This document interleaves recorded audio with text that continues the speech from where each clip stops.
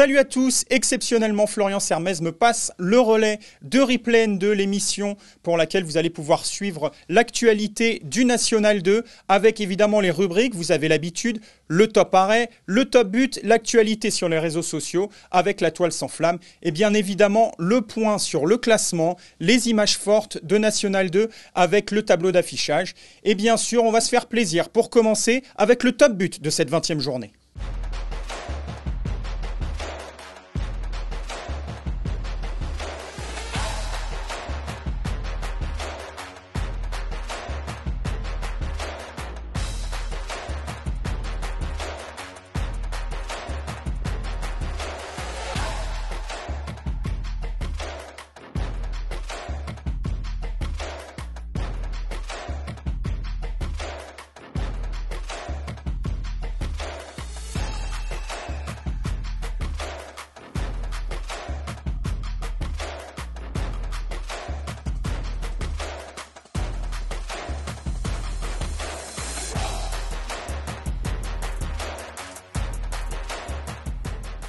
Toujours un régal, évidemment, ce top but. Et vous en avez l'habitude, c'est vous qui allez désigner le plus beau but de ce top but. Pour cela, vous allez sur les réseaux de foot national. Et c'est Denis Balbir, lors de l'émission Live N2, qui va donner le vainqueur de ce top but. Maintenant, avant le top arrêt, on va partir sur les réseaux sociaux, la toile sans flamme des réseaux sur le National 2. Et on commence cette toile sans flamme avec un début de match complètement fou dans le groupe C entre Grasse et Fréjus. Alors suivez bien, tout commence dès la 2e minute avec l'expulsion du gardien grassois Florian Camus. Ça enchaîne 2 minutes plus tard avec l'ouverture du score des visiteurs avant que ces derniers ne se retrouvent aussi à 10 secondes plus tard avec l'exclusion de leur gardien Clément Lumet. Et dans la foulée, c'est le local Jonas Smith qui égalise. Tout ça en moins de 8 minutes. Fallait pas arriver en retard. On file du côté de la poule D avec un nouveau leader du nom d'Angoulême. Les hommes de David Giguel ont battu vendredi les Herbiers et devancent désormais Bergerac. Ça vaut bien forcément un petit cri de guerre.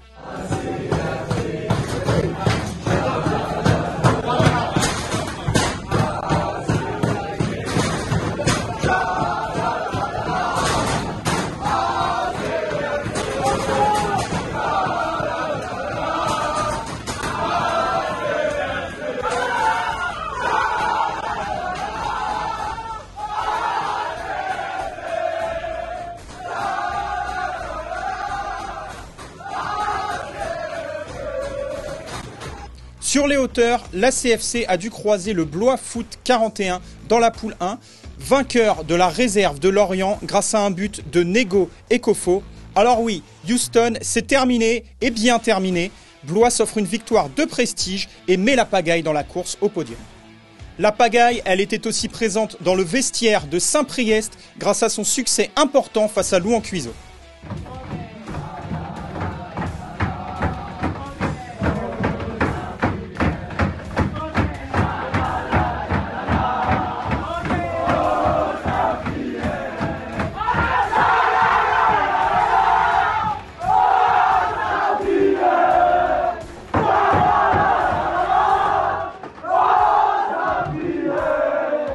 Le samedi, généralement sur TF1, c'est Danse avec les stars. Si le casting de 2022 n'a pas encore été dévoilé, on leur conseillerait d'aller jeter un petit coup d'œil du côté de Vannes.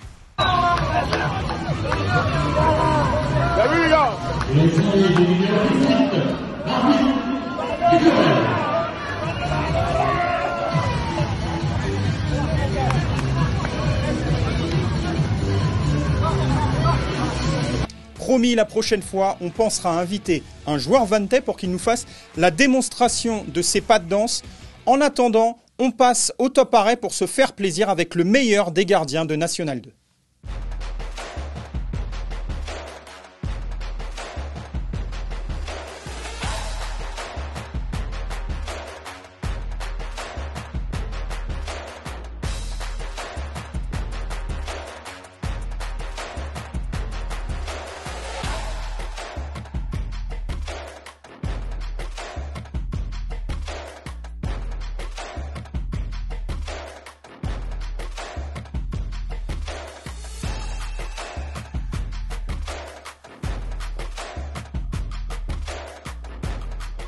Vous l'avez vu, comme les buteurs, les gardiens de but se sont mis à l'évidence lors de cette 20e journée de National 2. La transition est toute trouvée. On va regarder maintenant le classement, les résultats, les temps forts avec le tableau d'affichage.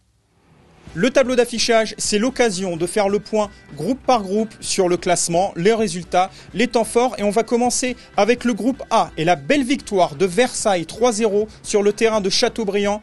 Les joueurs de Versailles qui se devaient une petite revanche après la demi-finale de Coupe de France perdue face à Nice. Sur le terrain, Versailles a ouvert le score dès la 9e minute avec, vous le voyez, cette magnifique frappe enroulée de Michel qui débloque le compteur juste avant la 9e minute. Versailles qui a doublé la mise. Ensuite, après l'heure de jeu, une action conclue par Djoko, une frappe, vous voyez, repoussée par le gardien et Djoko qui a l'affût, qui double la mise. Et enfin, le 3e but marqué par Touré.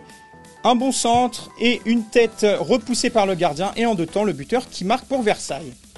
Dans ce groupe A, la lutte continue d'être acharnée pour le podium avec la victoire de Chartres 2-1 face à Saint-Malo, Lorient qui a perdu à domicile face à Blois, la victoire de Vannes face à Vitré 3-1 et enfin le match nul entre Guingamp et Saint-Privé, 1 but partout. Enfin, on notera le match fou entre Poissy et Plabennec avec des expulsions et des retournements de situation à la chaîne. Au classement de cette poule A, Versailles est toujours leader, Chartres est le nouveau dauphin et vous le voyez, c'est très serré entre la 6e et la 2e place avec seulement 4 points d'écart. En bas de classement, Plabennec manque de faire un gros coup, ce sera serré pour le maintien jusqu'à la fin de la saison. Dans le groupe B, le match du week-end, c'est la victoire du Paris 13 Atlético, 1-0 face au Stade de Reims. Le match qui s'est conclu avec un but à la 88e minute de Nomen Janahari, qui a matérialisé la victoire pour le club parisien avec malgré tout la belle résistance du Stade de Reims. On regarde maintenant les résultats de ce groupe B avec Fleury qui s'offre une victoire précieuse à domicile face à l'Entente Sannois-Saint-Gratien. Un but à la 88e minute de Petry qui permet à Fleury d'occuper la place de dauphin. Dans les autres rencontres de cette journée, le match nul entre les Lusitanos et Schiltigheim 0-0. La victoire précieuse aussi d'Épinal 1-0 sur la pelouse de Lens. Une journée dans ce groupe B globalement assez pauvre en but. Au niveau du classement, toujours une grosse avance pour le Paris 13 Atlético qui conserve 8 points d'avance sur le dauphin Fleury. Un peu plus bas, les Lusitanos qui laissent filer le duo Épinal et Bobigny qui se rapprochent du podium. En bas de classement, joli coup d'Agno face à Auxerre, 10e avec 25 points. Et enfin, Lens et l'Entente Sannois-Saint-Gratien qui s'enfoncent encore. Dans le groupe C, le match du week-end, c'est le derby rhodanien avec l'Olympique Lyonnais, la réserve, qui recevait le Gol FC et une victoire des visiteurs 2-0. Vous voyez les buts, le Gol FC qui a ouvert le score par Lem à la suite d'un coup franc et c'est ensuite Mambou qui a doublé la mise à la suite d'un corner, 2 coups de pied arrêtés qui permettent au Gol FC de s'imposer. La dernière victoire de l'OL dans ce championnat de National 2 date du 18 décembre et c'était à l'occasion de la 13e journée. Du côté des résultats de ce groupe C, le dauphin Martigues a été tenu en échec par Lyon-la-Duchère, 2 buts partout. 3e et 4e, Louan-Cuiseaux et Grasse ont perdu. On note aussi les victoires importantes de Toulon à Monaco, de hier contre Rumilly et de l'OM contre Jura Sud. Un match marqué par le triplé de Daouda Gueye. Le classement de ce groupe C est particulièrement serré, en bas de classement, avec plusieurs équipes qui se tiennent dans un mouchoir de poche. On a l'OM et Rumilly à égalité, 1 point de retard sur Saint-Priest, Monaco hier et la Duchère en ligne de mire. Gol FC de son côté a 9 points d'avance sur son dauphin Martigues.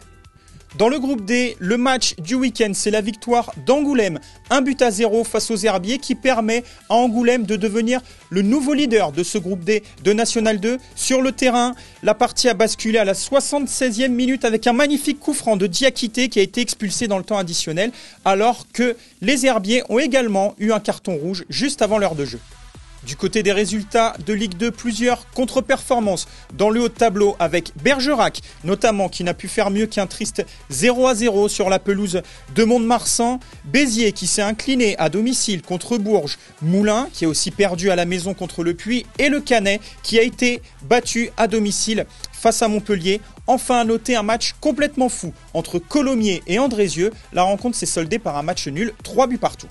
Un point sur le classement de ce groupe D avec Angoulême, donc qui est nouveau leader. Un point d'avance sur Bergerac. Bourges, 3e, qui reste à l'affût. C'est serré en haut du classement, mais aussi en bas. On note que Mont-de-Marsan a pris son 5e point de la saison. Montpellier et Colomiers, de leur côté, sont encore loin d'être distancés dans ce groupe D. Voilà ce qu'on pouvait dire sur cette 20e journée de National 2. Prochain rendez-vous évidemment, la 21e journée que vous allez pouvoir suivre en direct sur footsport.com. De notre côté, le prochain rendez-vous, c'est vendredi avec le 2e rendez-vous hebdomadaire, l'émission Live N2 présentée par Denis Balbir. Et de notre côté, mardi, on se retrouve avec Florian qui devrait faire son retour. D'ici là, on se retrouve pour Replay N2, même heure, même topo.